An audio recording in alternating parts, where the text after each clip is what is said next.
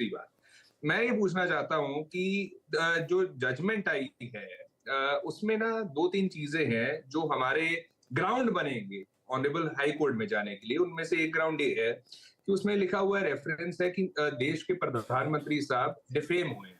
जब defamation attract होती है ना, जो कानून है डेफेमेशन का, तो उसमें कैटेगोरिकली क्लियरली लिखा हुआ है कि जिसको रेफर की गई हो, वो स्टेटमेंट जिसको बयान रेफर किया गया है, जिसको एट्रीब्यूटेड है, he can go to the court, वो कोर्ट में जा सकते हैं। यहाँ पे मोदी साहब को बयान रेफर ही नहीं हुआ और मोदी साहब कंप्लेनेंट है भी नहीं, तो वो रेफरेंस कैसे है? वो हमारा ग्राउंड बनेगा। एक दूसरा, जो कम्युनिटी के बारे में कहा गया, कम्युनिटी की पूरी लास्ट पॉइंट है मेरा नीरज जी, कि पूरी कम्युनिटी जो है, लास्ट पॉइंट नीरज जी, पूरी कम्युनिटी जो है वो डिफेम हो गई। ना कोई एक पुनेश मोदी साहब के अलावा और कोई तो आके कह नहीं रहा है कि हम डिफेम हुए हैं और हमारे लिए 100 PIL थोड़ी फाइल होती है इसलिए। अर्शप्रीत जी, ये जो तर्क आप यहाँ बैठ के टीवी डिबेट में दे रहे हैं ना, ये तर्क आपके जो बड़े बड़े धुरंधर वकील हैं उनको अदालत में देना चाहिए था। पहली चीज ऑलरेडी दिया हुआ है, दिया वो तो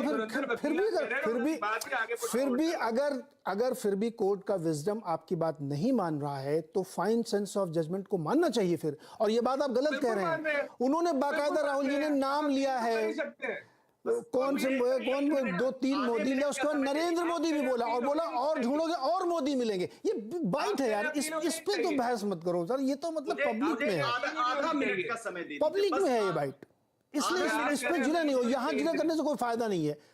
अश्विनी क्या बोले? अर्शप्रीत भाई रुको, आधा मिनट का समय मैंने आपको। हाँ अश्विनी जी 1 मिनट रुकिए, 30 सेकंड अश्विनी जी। हाँ अर्शप्रीत ने बिल्कुल बात सही कही अनुच्छेद 103 को लेकर के, कि किसी भी सदस्य के डिस्क्वालिफिकेशन को लेकर के वो क्वेश्चन रेफर किया जाएगा प्रेसिडेंट को, लेकिन वो कौन किस केस में होगा? जब कभी ऑफिस एंड प्रॉफिट का वायलेशन, आम आदमी पार्टी के 22 MLAs का जो डिस्क्वालिफिकेशन का मुकदमा चल रहा था, 103 में ये व्यवस्था है। लेकिन यहां पर तो लिली थॉमस की जजमेंट साफ तौर पर कहती है सुप्रीम कोर्ट की, कि उसी दिन डिस्क्वालिफिकेशन माना जाएगा जिस दिन उनको अयोग्य घोषित कर बने, जिस दिन 2 या 2 वर्ष से ज्यादा की सजा हो गई।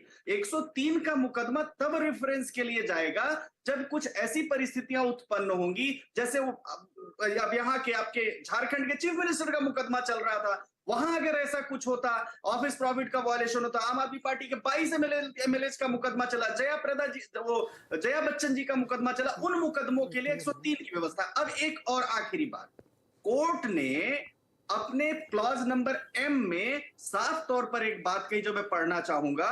उन्होंने कहा कि comparing persons having surname Modi with thieves would definitely have caused mental agony and harmed the reputation of the complainant। तो मेंटेनेबिलिटी पर भी कोर्ट ने ऑर्डर पास किया है कि ये reference it was not only with respect. Actually जी इस बात को ही रखते हैं, क्योंकि ये डिबेटेबल नहीं है एकदम। इसमें आप सब लोगों ने देखा होगा, यहाँ बैठ के कुछ भी बोले, मैंने भी सुना 3-4 बार इस डिबेट को करने से पहले, पिछली डिबेट से पहले भी मैंने सुना कि उन्होंने 3 मोदी के नाम लिए, उसमें तीसरा नाम नरेंद्र मोदी था और उसको बोला और ढूंढो और मोदी मिलेंगे।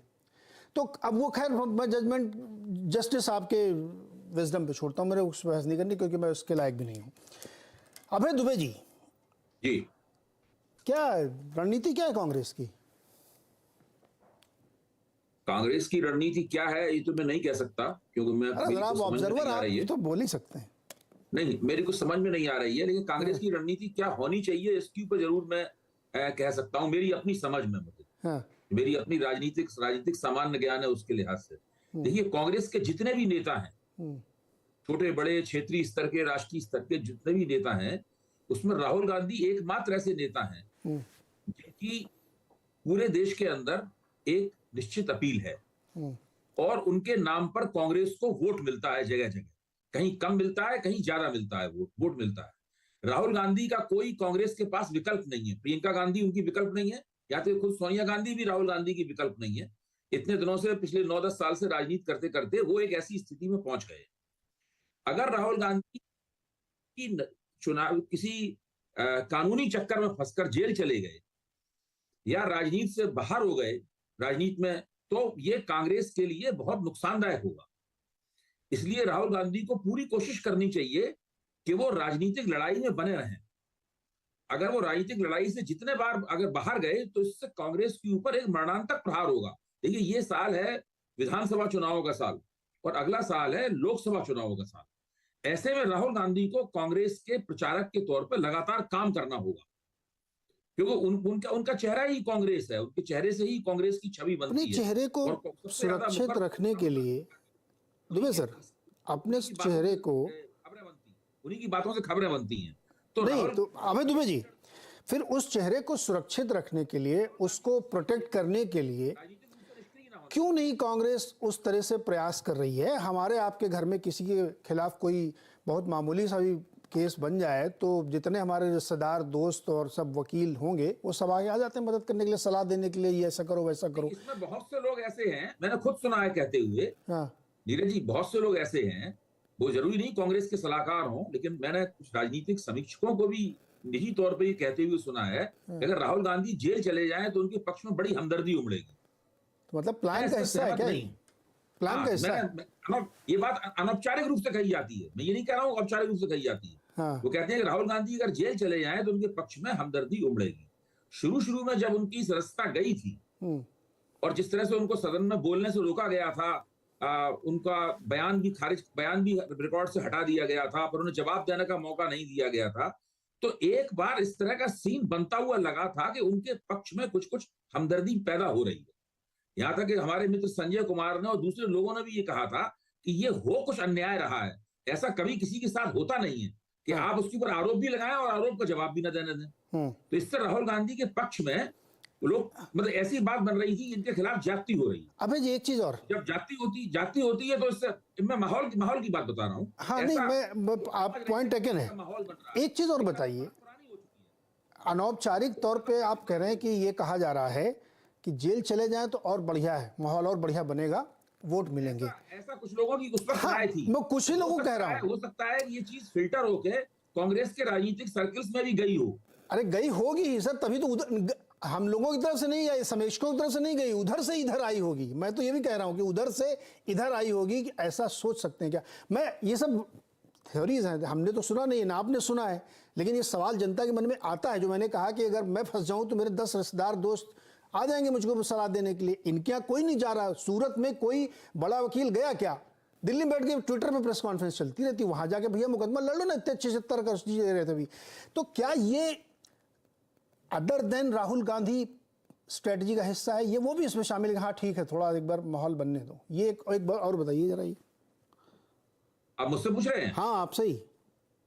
नहीं, मैं तो इस मामले में स्पष्ट हूँ।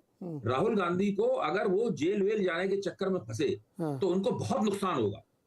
अगर वो, और उससे अगर वो कुछ दिनों के लिए, अगर ऐसी कोई योजना है कि वो कुछ दिनों के लिए जेल जाए, 4 दिन के लिए, 5 दिन के लिए, फिर हफ्तेवार बाद उन्हें कानूनी प्रक्रिया के जरिए निकाल लिया जाए, इस तरह की कोई कानूनी सेटिंग हो, तो मुझे इसके बारे में कोई जानकारी नहीं है। मैं बिल्कुल कानूनी आदमी हूं नहीं, और इस मामले में मेरा दिमाग नहीं चलता है। यहाँ तो हमारे दोनों वकील साथियों ने इतनी अच्छी चर्चा की, मैं तो उनका धन्यवाद अदा करता हूँ। उससे वो चर्चा काफी शिक्षाप्रद थी, तो वो आपके कार्यक्रम में आने का ये मुझे लाभ हुआ है। सर पिछले सुबह आप थे कि नहीं थे? मैं तो उस दिन भी मैंने कहा था, और अर्शप्रीत भी थे कि नहीं एकदम से कैसे खारिज होगी। मैंने कहा नहीं, मैंने भी वो कानून पढ़ा है कि राहुल जी को द मूवमेंट जजमेंट अनाउंस। ये भी मानता हूं कि लोकसभा चुनाव में हारने के बाद में राहुल गांधी को कांग्रेस की अध्यक्षता से इस्तीफा नहीं देना चाहिए था। उन्होंने इस्तीफा देकर पूरी कांग्रेस को लंबे संकट में फेंक दिया, और वो संकट से कांग्रेस अभी 100% अभी तक नहीं उबर पाई है। अगर वो अध्यक्ष बने रहते और वो अपना राजनीतिक संघर्ष जारी रखते, जो राजनीति में ठंडा गर्म होता रहता है सब पार्टियों के साथ, कभी नीचे जाता है ग्राफ, कभी ऊपर जाता है, लेकिन अध्यक्षता छोड़ने से कांग्रेस को जो नुकसान हुआ है वो अभूतपूर्व है। प्रदीप जी, क्या ये राजनीतिक मुद्दा बनाए लगी कांग्रेस और फायदा उठाएगी इसका? अभय जी तो कह रहे नुकसान होगा इससे। शुरू में मैं अभय जी की बात से सहमत हूँ। शुरू में जब अपील फाइल नहीं हो रही थी तो यही चर्चा हो रही थी। अब उसमें सच्चाई कितनी है कितनी नहीं है हम लोगों को मालूम नहीं, लेकिन अपील मतलब राहुल गांधी के खिलाफ कोई फैसला आए, छोटे से छोटे मामले में, एक आपके प्रवक्ता के खिलाफ कुछ आता है, उसकी गिरफ्तारी का मामला आता है, पूरी वकीलों की फौज खड़ी हो जाती है सुप्रीम कोर्ट में बचाने के लिए। राहुल गांधी के खिलाफ फैसला आता है 10 दिन तक ये ही नहीं पता चलता है कि अपील होगी कि नहीं होगी, कब होगी, कौन करेगा। तो इससे एक ये निकला कि इसकी सिंपैथी लेना चाहते हैं, ये चाहते हैं कि ये उनके खिलाफ